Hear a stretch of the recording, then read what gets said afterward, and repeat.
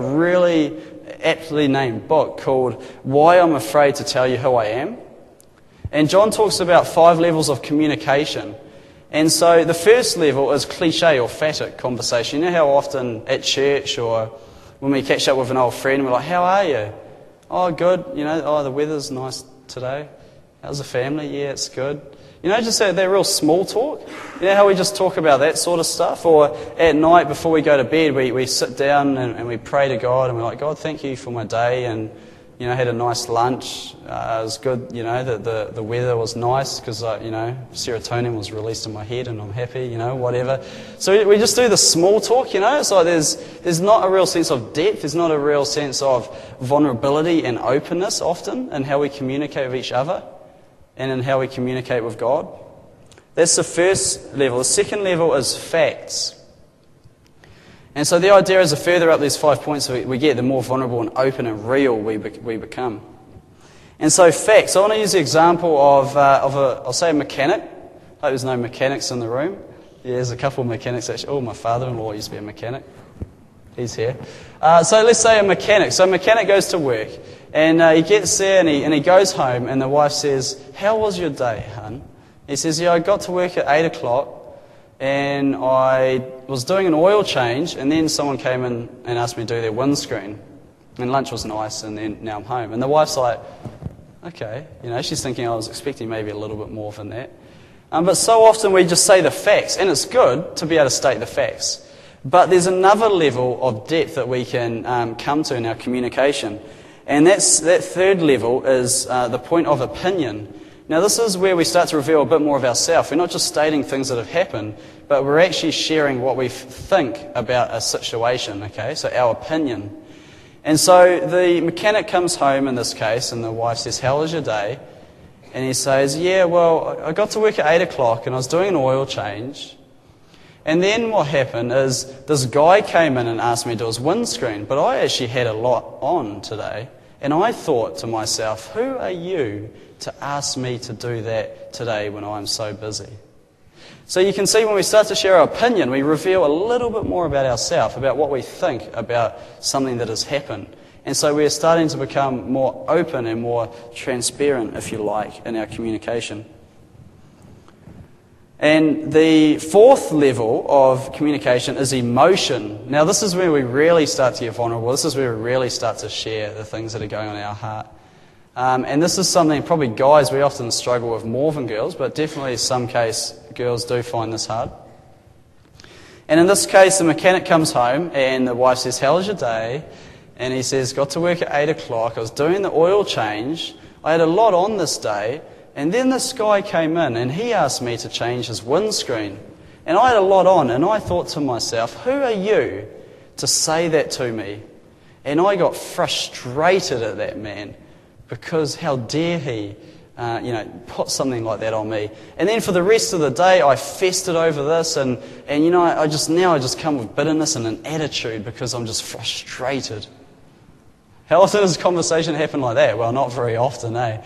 But the point of it is that we have a real opportunity to share the truth of who we are if we are able to acknowledge our feelings and our emotions. And the last level is transparency, and that's just where we get to a point where we are so open and secure and comfortable with who we are that we're able to share and be vulnerable with our friends or in marriage or with God. And, with God, I think we're often good at talking. We're often good at stating the facts. God, can you give me this, or can you give me that, or help me with that? Or we state our opinions. Such and such said that to me today, and I just think, I don't like her now. Or we say, what about emotions? What about transparency? What if we can start to come before God and actually have like a personal relationship with God? Because I think He desires that. God desires to know what's going on in our hearts. I mean, He knows, but it's like any relationship, hey, it's two-way. So maybe if we started in our prayer lives, if we started to be more open and more transparent and more sharing of our emotions, our opinions and our facts, then this would help us with our communication. So that's what I got out of that part in Genesis. And then the next thing I saw in there was verse 13. Oh yeah, this is the last one. Okay, so the man replied, yes. And then he says, his God says, have you eaten from the tree of the fruit I command you not to eat? The man replied, yes. And he says, it was the woman you gave me.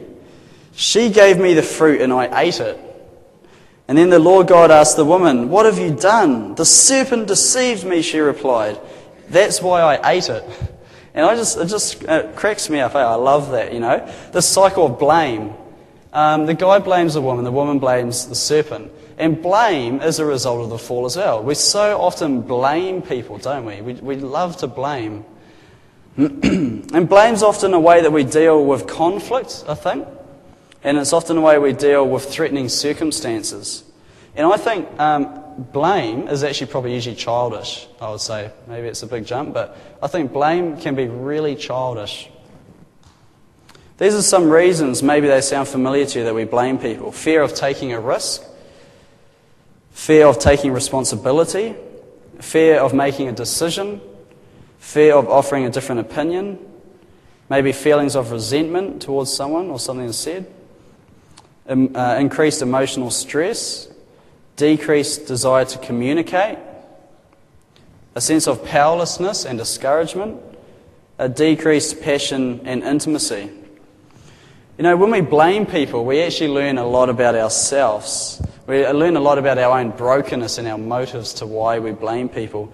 And I think maybe a reason we often blame people is because of our own insecurities, because of our own struggles, because when we're in a confrontational situation or something has happened and we want to blame someone, I think often it can be to take away the focus off ourselves and our insecurities and our struggles of who we are. And so it's easier just to push it away and take it off ourselves. And so we blame the other person, because it's always their fault, isn't it? No, it's not. Our insecurity puts up a barrier to protect our fragile self. Now, there's just two brief things I want to mention that I've seen blame and how it sort of often is portrayed. Often I think we blame people because we have an inability to acknowledge our own responsibility in a circumstance. So, they're saying it takes two to tango.